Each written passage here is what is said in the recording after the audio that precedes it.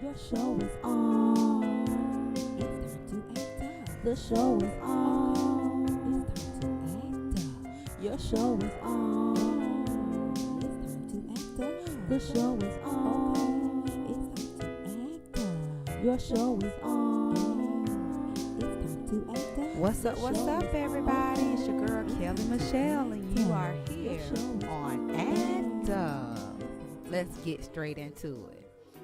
It's time to act up. Your show is on. Hey, it's time to act up. Your show is on. Okay. All right, let me stop acting crazy. Even though y'all know that's how I roll. But we are here on Act Up on this beautiful Saturday. And we are going to talk about today a very touchy topic. Our title for today is going to be Love Overload. Love overload, love overload. You're giving too much of yourself. Love overload. Okay, let me stop. Yeah, so basically, when you're giving too much of yourself, of course, you can't give too much genuine love to anybody. But our topic today, love overload, is addressing smothering your partner or suffocating your significant other with love. And a lot of times it's selfish when it's smothering or suffocating, and it has underlying reasons. So that's what we're going to talk about today. What exactly is love overload or smothering or suffocating a relationship emotionally?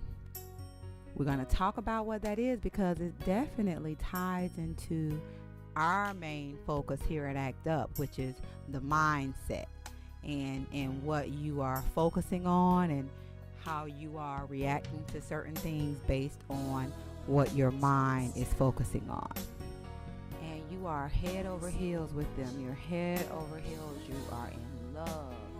And you are just wanting to show affection. So every time you see that person, you have to be rubbing on them and have to be touching them. And, you want to spend all of your time with them. You cut your friends off. Whether they are good or bad influences, you kind of just cut them off because you want to spend the majority of your time with that person. So now you're looking for this person to be your best friend, which is okay. You also want them to listen to your problems and be able to tell you theirs. That's fine. But these are multiple emotional fulfillment measures that you want that significant other to feel, and it's considered to be unrealistic. You have unrealistic expectations, and it appears that your intentions may not be good, but a lot of times the intentions are good. Again, we're talking about the fact that you are deeply in love with this person. So that's your way. You feeling like your way of showing that person that you love them. You are overloading them with affection.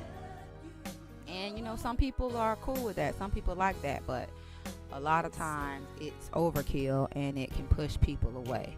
Okay, so another way that an emotional drained relationship can come up is if one of the people in the relationship was unfaithful or has lied. Now the trust has been broken, so to speak, and the other person, the person that was wronged, they are insecure now. Now they're insecure. So they love you, but you're not going to do that to them again, is how they're thinking. So what do? They want to keep checking up on you. They want to talk to you every 2 seconds, want to call you at work to make sure that you're not doing anything wrong. But in actuality, you're going crazy. You are definitely driving yourself crazy because you can't control what someone does 24/7. That being said, if somebody wants to be unfaithful or tell a lie, they're going to find a way to do it. So to keep your sanity, you have to back off. You just have to back off. You know, there's signs to know when someone is emotionally drained in the relationship, and the signs include things such as when they're giving a kiss goodbye or hugging you. Their top part of their body, you know, their shoulders are leaned in toward you, but that bottom part of their body, that those feet are back and almost turned away sometimes, trying to head the other way, you know. But instead of taking that as someone doesn't love you, it needs to be taken more as they're just trying to communicate to you that they need their space. And if you can take that maturely and process it and grant those wishes, it'll help you as well in the long run. And it'll also make that person respect you more, love you more, and want for you more. You back off, you'll realize that no matter what you do anyway, you're going to have to deal with the fact that you can't change anyone. And knowing that, you have to really make sure that you are giving unconditional love. Now, when someone smothers someone or emotionally drains someone, they basically give unconditional or conditional love, because as long as that person is acting exactly how they want them to act, everything is okay. But the minute that they make the slight change in exactly how it's expected of them within that relationship, oh, it's a big problem. And things get held back, you know. And we're talking about in a marriage. I'm talking about in a marriage. But, you know, then love gets held back and resentment comes up. And you don't want that. Becoming mature and developing a mindset that helps you to be stable within yourself and satisfied and fulfilled within yourself is going to be a key to overcoming clinginess or the tendency to smother your significant other. Okay, let's take a break there. And when we get back from our break, we're going to talk more about this concept of love overload, the wrong kind of love. Because here at Act Up Again, we're all about the mindset and about spreading love. But today we're talking about giving off the wrong kind of love and how it can get you in a place that you'll regret in the future. All right? Stay with us. You're here with Kelly Michelle on Act Up. On your radio, we're acting up today. Yes, yes. See you soon here on WPEPradio.com. This is WPEP, South Florida's own 24/7 gospel radio superstation, where passion elevates praise. It's time to up.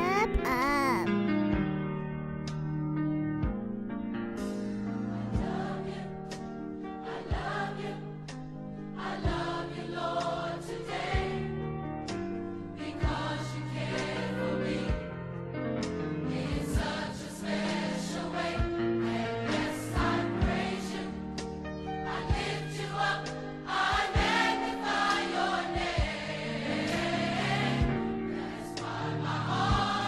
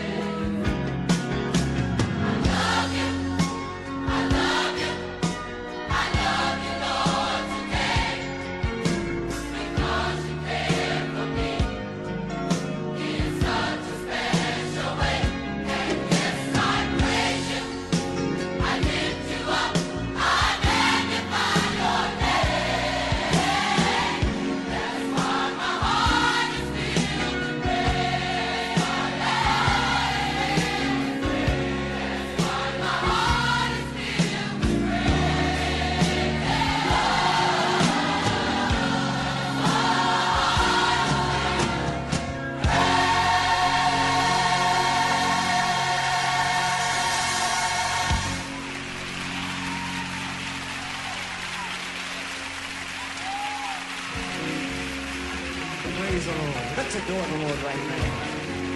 Hallelujah. Praise the Lord. Praise the Lord. Praise the Lord. Praise the Lord. Because you cared for me in such a special way. I praise you. I lift you up. Magnify your name. My heart is filled with praise. One more time. Oh, I love you, Lord. I love you, Lord. Hallelujah. Praise you, Jesus. You care for me in such a special way.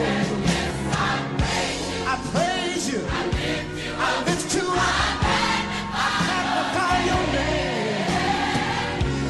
That's why my heart is filled with praise. That's why my heart is filled with praise.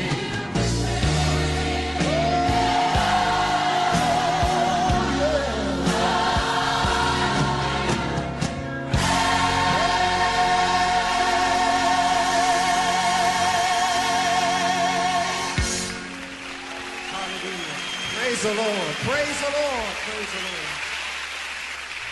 And that was the beautiful I Love You, Lord, today. That is just a very good reminder that we need to pour our love onto God. And if we do that, then everything else will trickle down the right way. We will realize that if there are any ill-intended vibes that we're giving off to our significant other, we're praying that we can pull those back and genuinely spread that love and give that space, which is included in loving someone, because when you love someone, you got to give them their space. All right, so when I was in church recently, the speaker, Dr. Ronnie Mason, spoke on the fact that we have unrealistic expectations for God sometimes as well. We pray for something knowing that we're not doing completely what we should be doing, but when we do pray for something and it doesn't happen immediately, we get upset. Why is that not happening right now? I prayed for that, it's not happening. And this person over here, knowing, they way worse than I am, but they got this going for them. But I'm taking my time to pray to God and this hasn't happened yet. That's very selfish. That's selfish. God has so much that he's dealing with, and he loves us so much, and he's handling everything the way that it's supposed to be handled and in a timely fashion according to his will. So all we can do is sit and wait. And that same aspect, or that same mental patience and mental peace that we need to have when we're waiting on God to provide us with an answer, we need to have that in our relationships too. God loves us, and he's never going to leave us alone. Whatever we're dealing with it because God knows that we can handle it, and it's going to make us better in the long run. So in your relationship, you have to realize that you cannot have unrealistic expectations for your partner.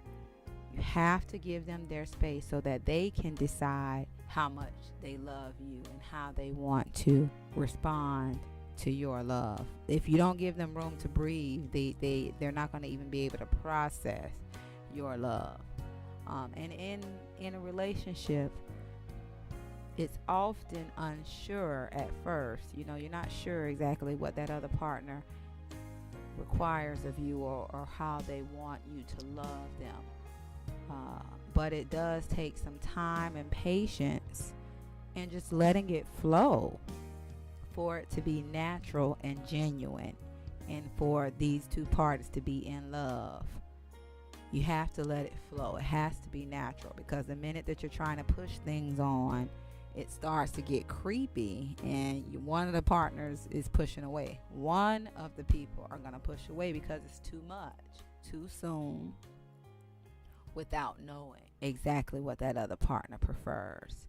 Now, when we're talking about love overload, which is our topic for today, and the idea of smothering, I like the reason that came up as far as when a man or woman cheats on their partner, and now that person, the victim of it, is experiencing insecurities and constantly want to check in and call and feel so bad on themselves, trying to figure out why that person did that to them.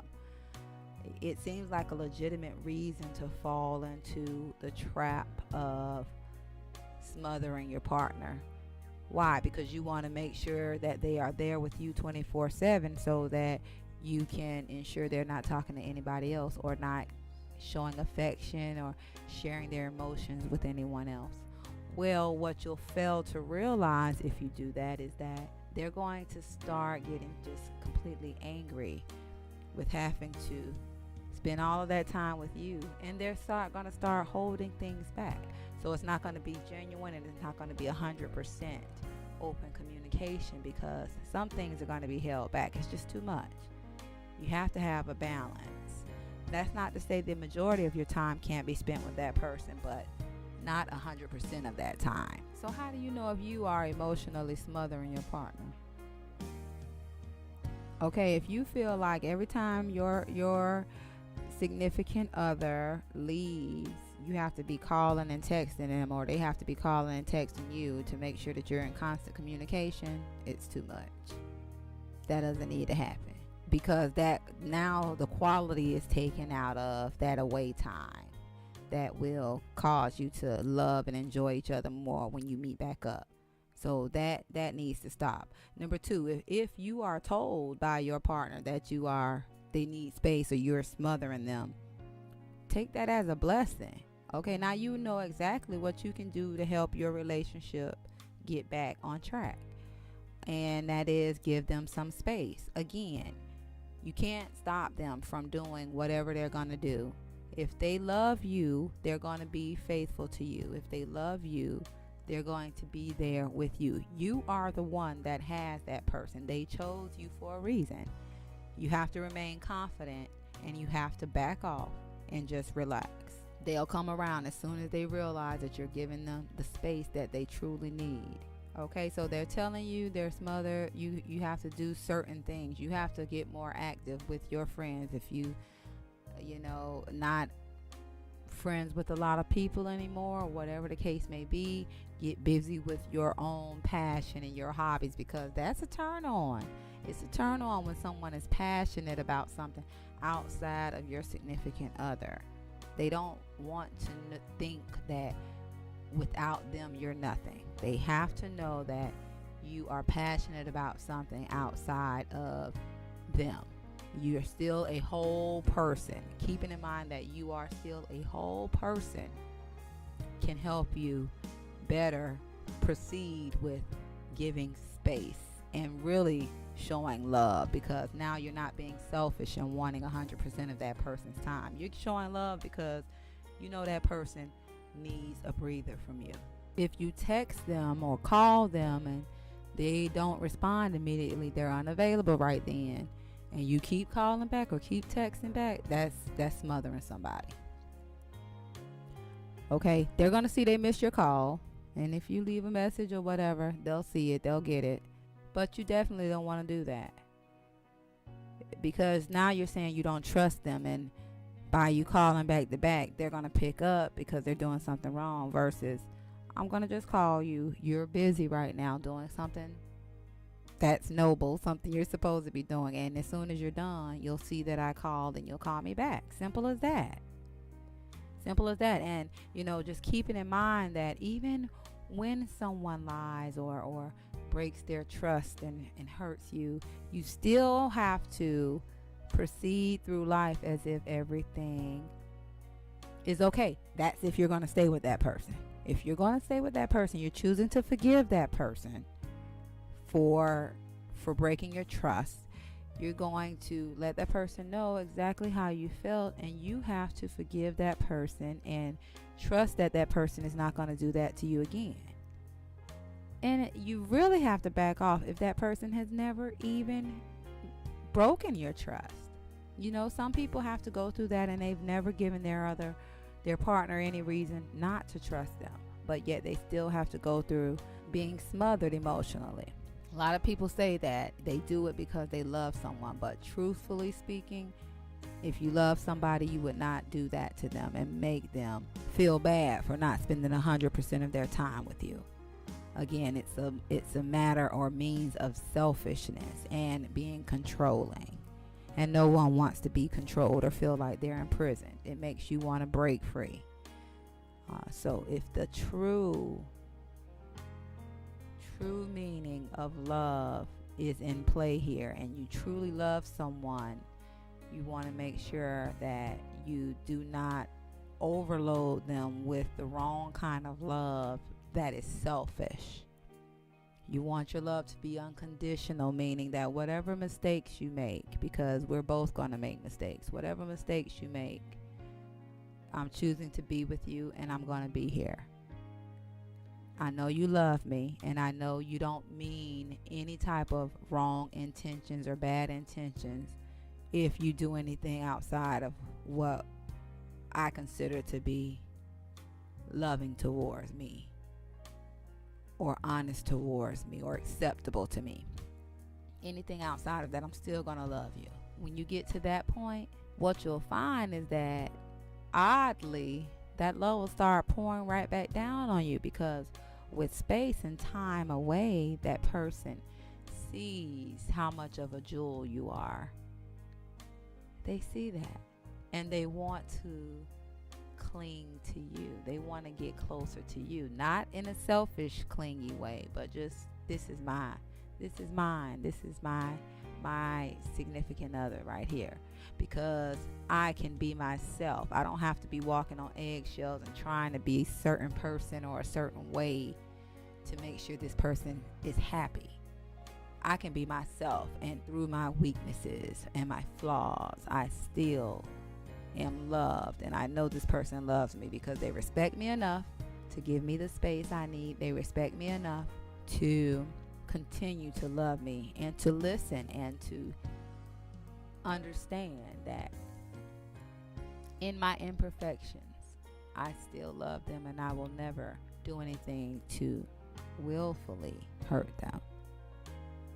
You know, in a relationship, when you have those boundaries set up, that we both know our intentions will always be good, you can really give that unconditional love and no longer have to worry about love overload, because you know your intentions will be good and genuine. This is WPEP, South Florida's own 24/7 gospel radio superstation, where passion elevates praise. It's time to up. Seems I've got so far to go, though it may not be easy. I have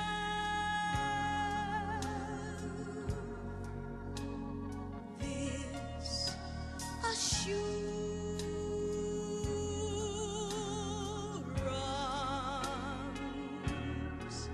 that you promised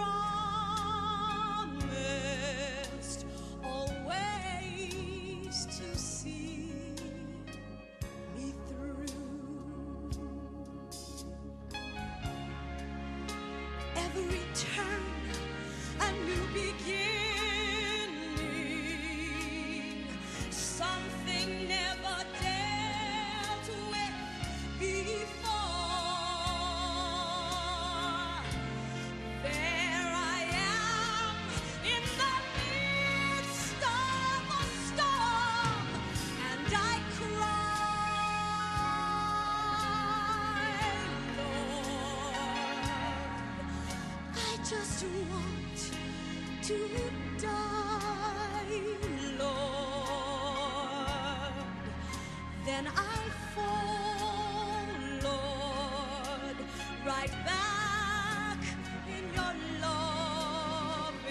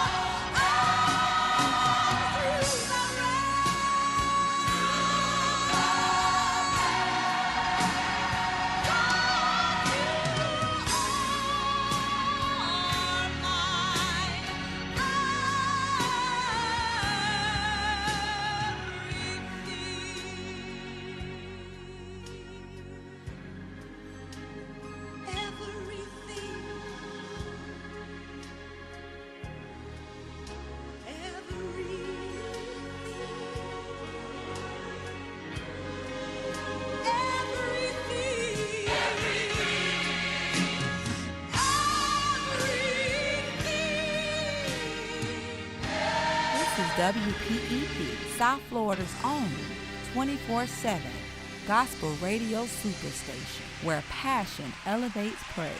It's time to up.